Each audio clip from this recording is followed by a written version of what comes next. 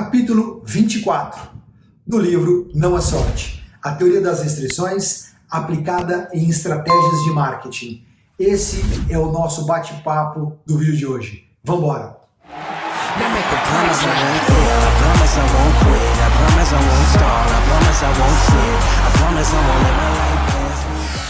Então, o capítulo 24 é a segunda parte da reunião. Então, ele sai, então o capítulo começa com o Alex andando pelas trilhas arborizadas do escritório central da Cosmética, refletindo sobre o cenário. Então, ele começa a fazer uma reflexão, ou seja, ele tem pouco tempo, certo, para fazer uma mudança significativa do patamar da empresa.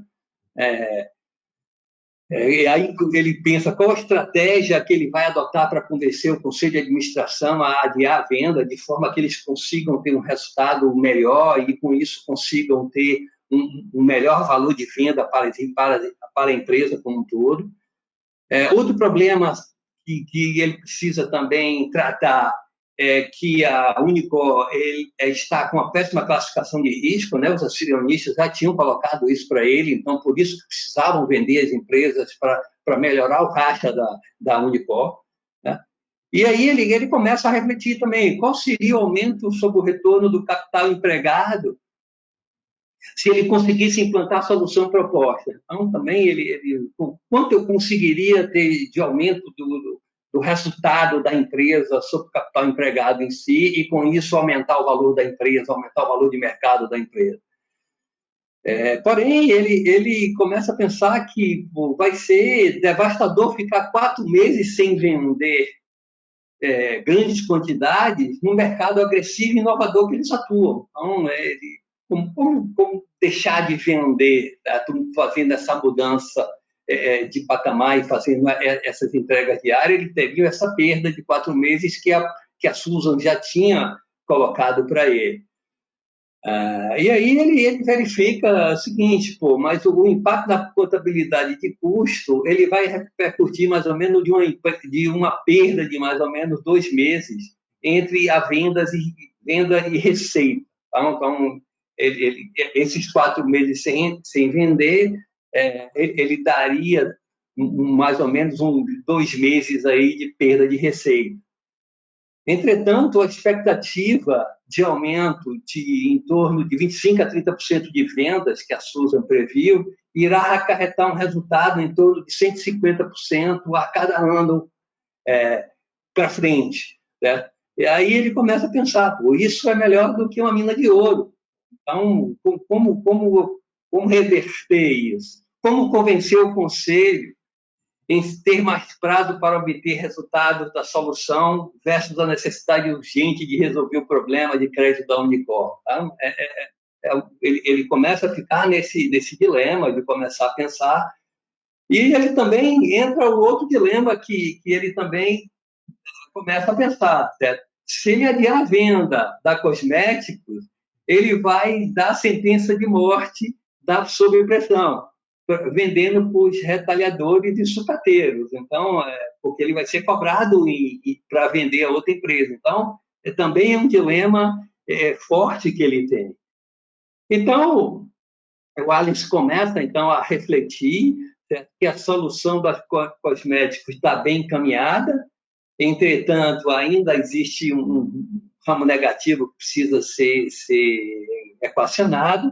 E como resolver esse ramo? Como resolver o ramo negativo da ideia que estava incomodando a todos eles? Então, esse é o ponto, certo? Que ele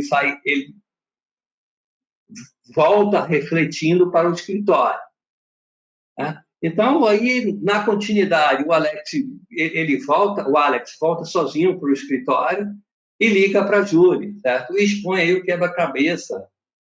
E ela relembra alguns conceitos a ele, né?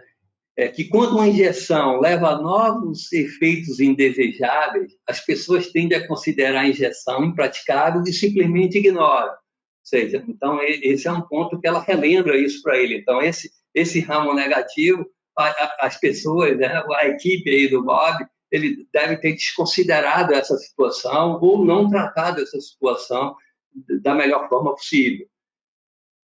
Entretanto, geralmente, esses efeitos indesejáveis podem ser podados com facilidade. Então, ela relembra isso para ele. Aí ela sugere a ele sigam em frente para cortar esse ramo negativo, ainda existente.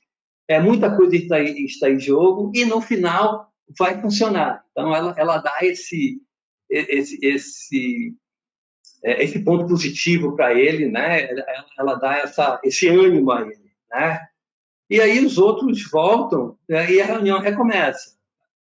A reunião recomeça, o Bob pressionando o Alex para a aprovação da proposta, porque eles estão sob pressão, e é muito difícil trabalhar uma empresa com futuro incerto, né? Então, eles querem um plano logo aprovado, querem ter uma direção para seguir, divulgar para a equipe e começar a seguir em frente, né? Então, mas o Alex não se sente convencido de que tem que aprovar o plano como está, então ele questiona o que devemos fazer para aproveitar o ramo negativo ainda existente. Então, ele provoca novamente, e aí o Jeffrey, ele então apresenta a ideia de entregar às lojas as mercadorias em consignação, e que as lojas, então, só pagariam quando vendessem os produtos. Isso beneficiaria a todos, né?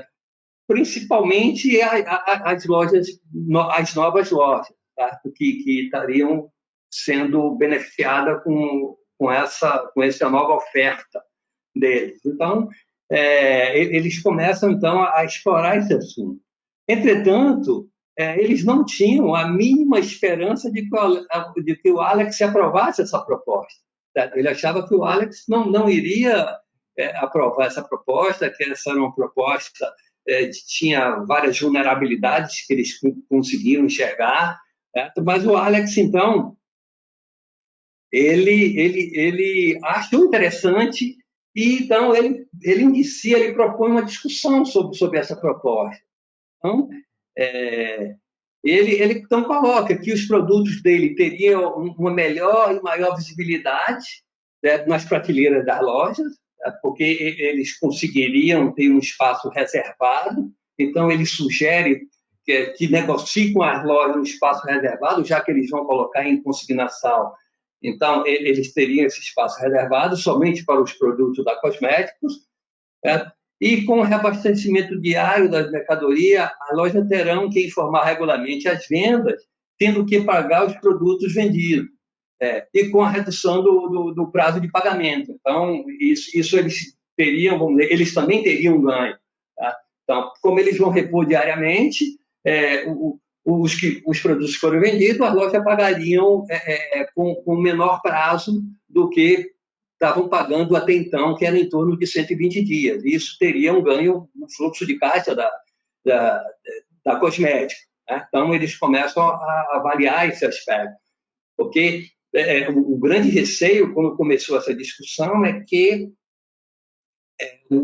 como que as lojas iriam pagar? As lojas poderiam vender os produtos e não pagar para ele. Mas como a reposição é diária, então as lojas teriam que informar o que foi vendido para que eles reponham, e com isso eles sabiam exatamente o que foi vendido e fariam uma negociação ganha-ganha com as lojas.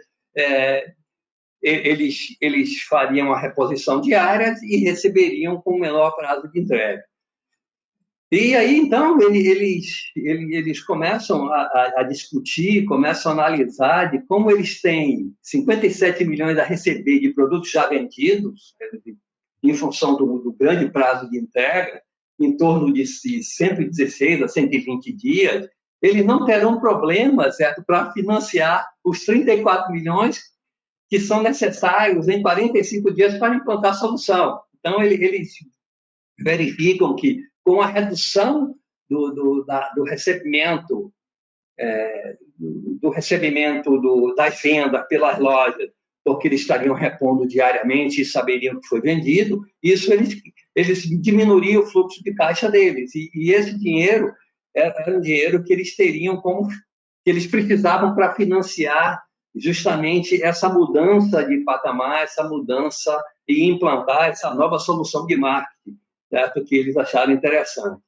Então, no final do capítulo, todos terminam rindo, certo? Com a solução que foi encontrada. Certo? Então, foi uma solução excelente, de percepção de valor, de alavancar uma vantagem competitiva para eles que os concorrentes dele não teriam como fazer, conquistar a confiança dos clientes também, de fazer reposições diárias, e também aumentar as vendas, tá? sem ter que reduzir o preço. Tá? Essa também foi uma grande forma de que eles conseguiram achar uma solução ganha-ganha que atenderia as lojas, que não teriam que buscar dinheiro para comprar os produtos, certo? E o financiamento seria feito pela própria Cosmético, certo? Fazendo essa entrega de forma em consignação. Então, aí termina, então, o capítulo 24 com uma grande solução encontrada. I'm so proud of you and I just want to share the love. I'm so proud of you and I just want to share the love.